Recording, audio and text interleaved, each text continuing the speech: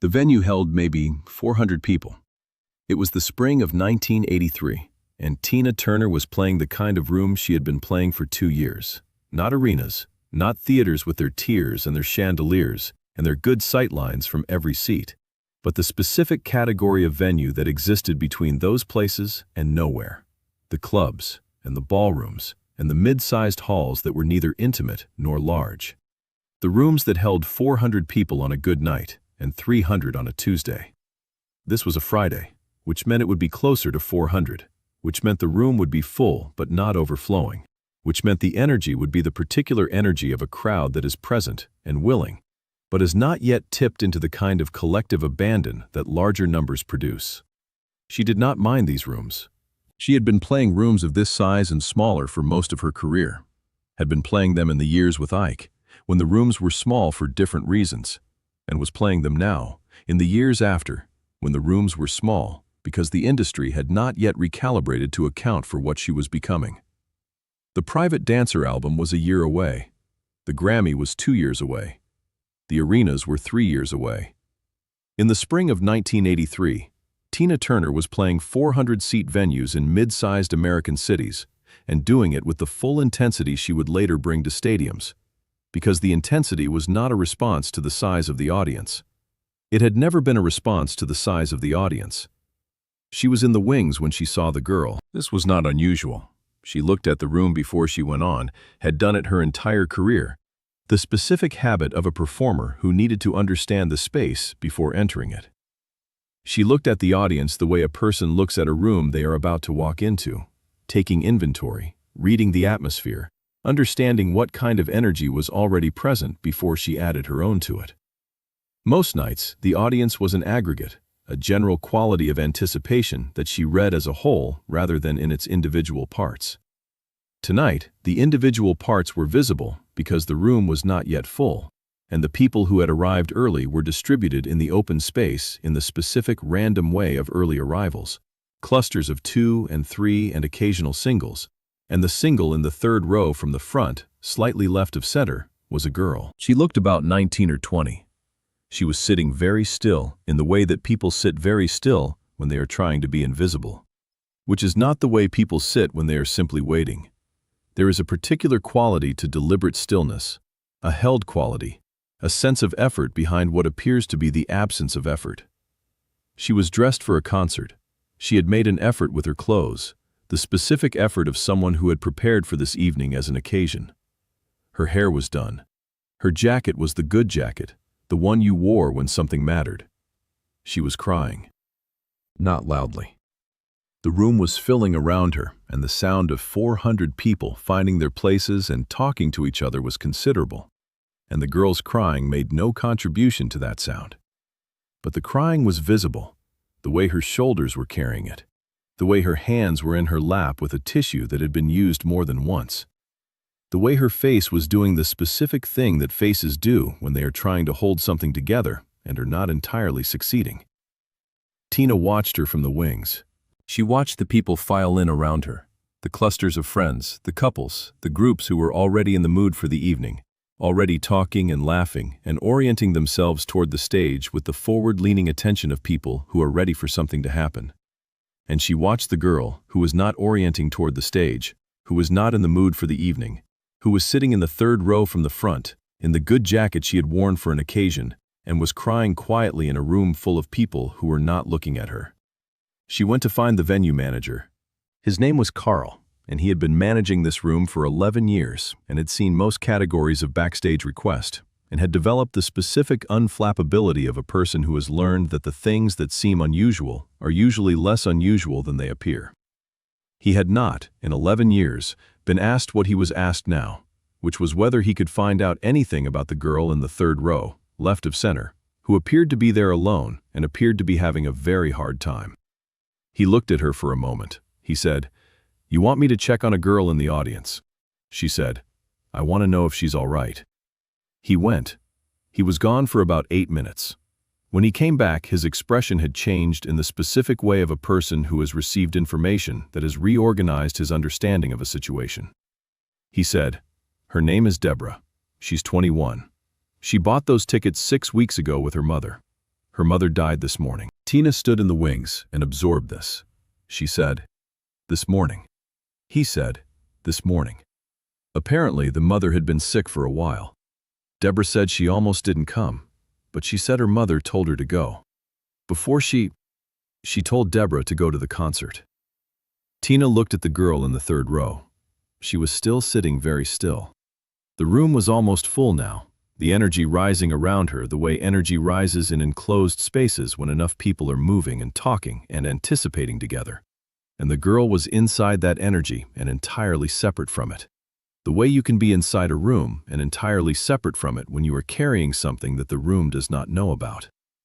She had been told to go by her mother. She had come. Tina turned to Carl and said, "Bring her backstage." Carl looked at her. She said, "Before the show, bring her back now." He went. She watched him make his way through the filling room to the third row. Watched him crouch down next to the girl and say something. Watched the girl's face go through several things in quick succession. Confusion, then a kind of cautious disbelief, then something else that was harder to name. The expression of a person who is being asked to move when moving is the last thing they have the capacity for. She watched the girl stand up and follow Carl back through the room. And then they were in the corridor outside the wings, and Tina was there.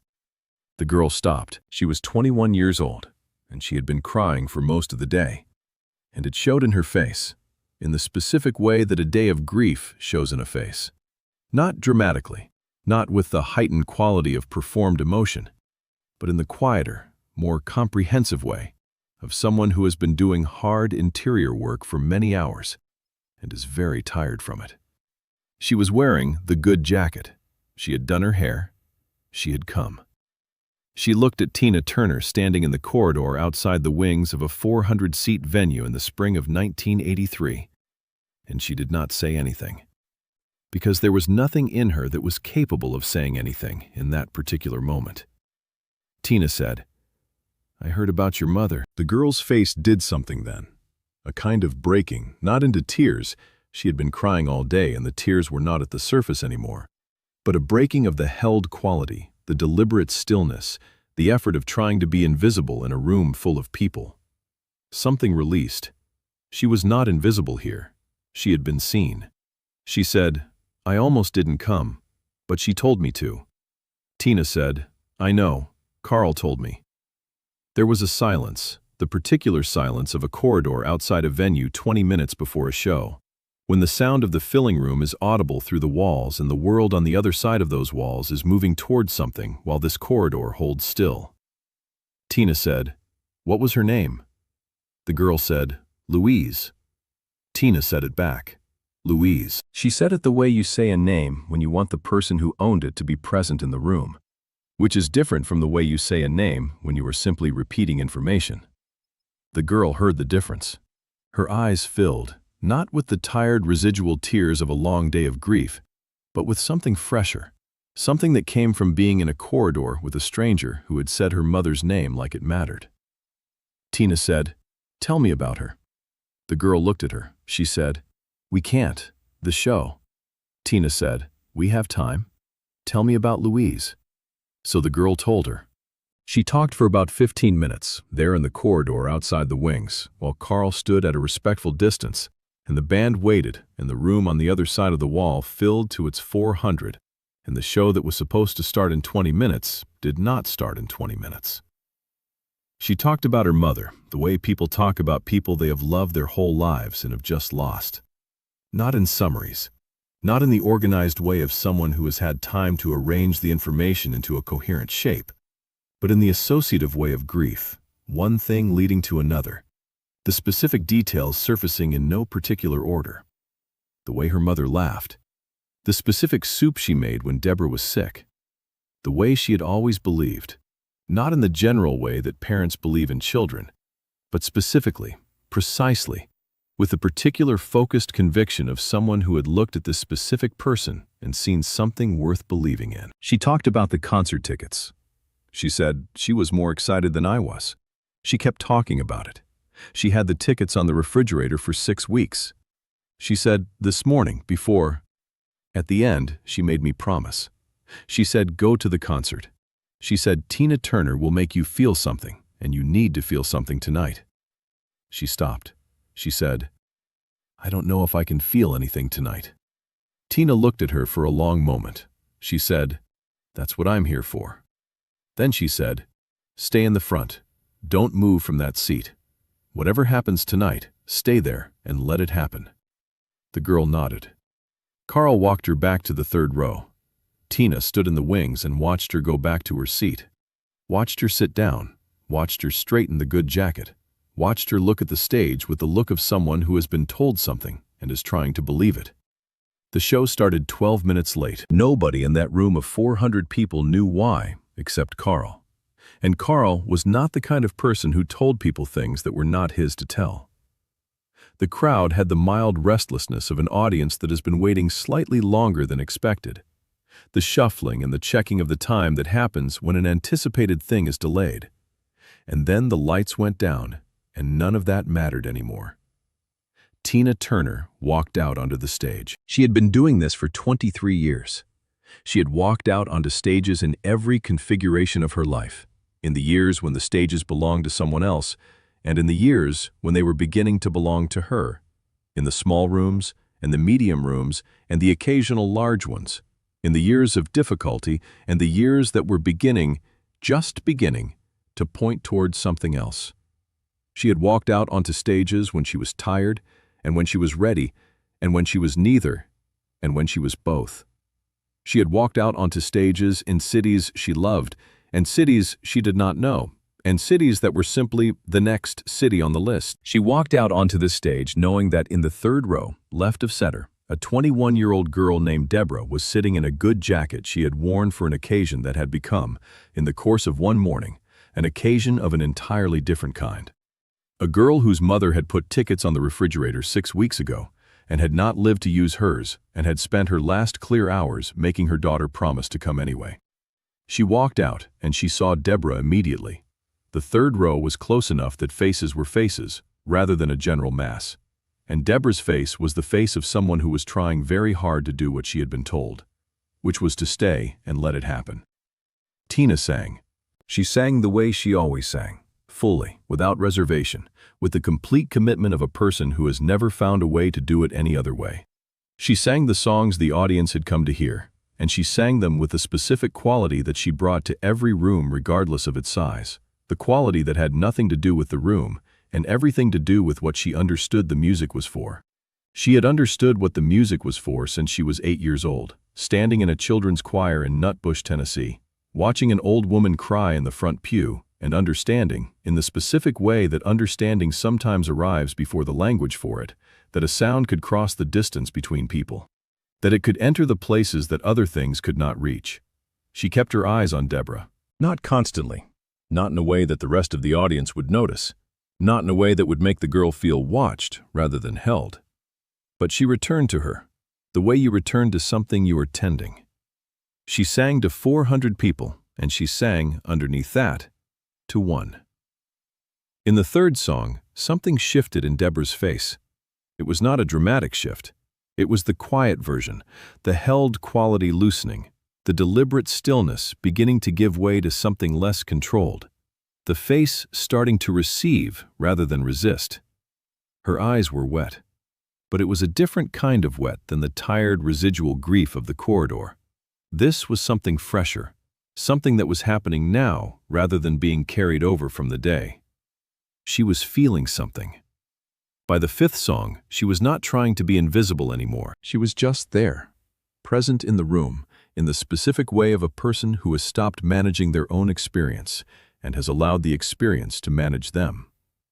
She was crying, and she was not hiding it, and the people around her had noticed, but in the specific way of concert crowds, which is to say they had noticed, and they did not mind, because they understood, in the general way of people who are all in the same room, being moved by the same thing, that being moved sometimes looked like this. Tina saw all of it.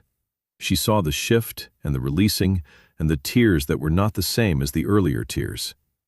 She saw a 21-year-old girl in a good jacket doing what her mother had told her to do, going to the concert, being there, letting Tina Turner make her feel something. Louise had known what she was talking about. After the show, Tina asked Carl to bring Deborah back one more time. She was signing things and taking photographs in the specific organized chaos of a post-show backstage. And when Deborah appeared in the doorway, she looked different from the girl in the corridor.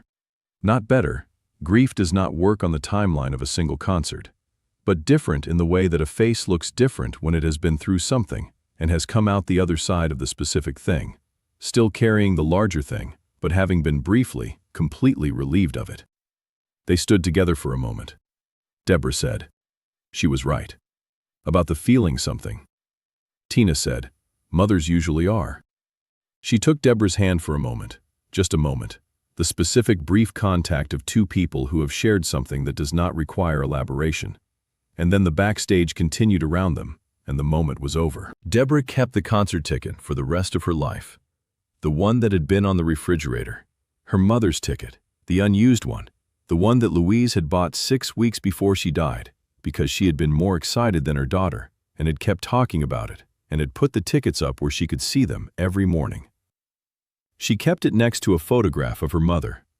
2 pieces of paper on a refrigerator, one that was used and one that was not, both of them evidence of the same thing, which was that Louise had known, with the specific conviction of a woman who paid attention to what mattered, that her daughter needed to go to that concert, and needed to feel something, and needed to be in a room where someone would walk out onto a stage and give everything they had to give, the way they had always given it, because that was what the music was for the girl in the front row who needed to feel something, for the night when everything else had failed and the only thing left was the sound. Tina Turner played 400-seat rooms for 2 more years before the world caught up with what she was. But she never played a room, in those years or in the arena years that followed, without knowing that somewhere in the audience there was someone who needed exactly what the music had to give. Someone carrying something the room did not know about. Someone in a good jacket, sitting very still, trying to be invisible. She always looked for them. She always sang to them first. If this story stayed with you, share it with someone who needs to hear it today. Subscribe for more stories about the human beings behind music's greatest legends, the front rows, the corridors, the 12 minutes late that nobody explained. Hit the notification bell so you never miss one of these stories.